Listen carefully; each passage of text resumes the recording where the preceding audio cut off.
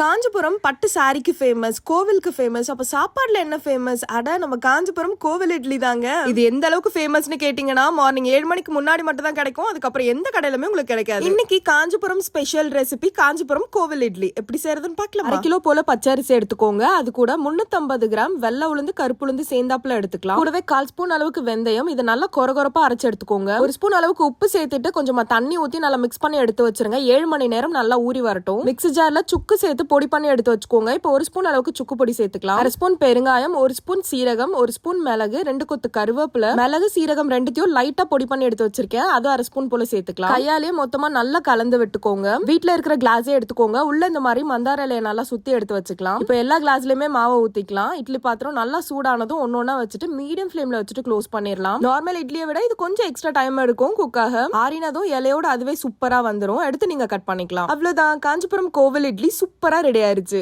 எந்த சைட் டிஷ்ஷும் வேணாம், இட்லி பொடியோட தொட்டு சாப்பிட்டீங்கன்னா டேஸ்ட் செம்மையா இருக்கும். ஸோ கண்டிப்பா ட்ரை பண்ணுங்க. மறக்காம நம்ம சேனலை சப்ஸ்கிரைப் பண்ணிக்கோங்க. பாய்.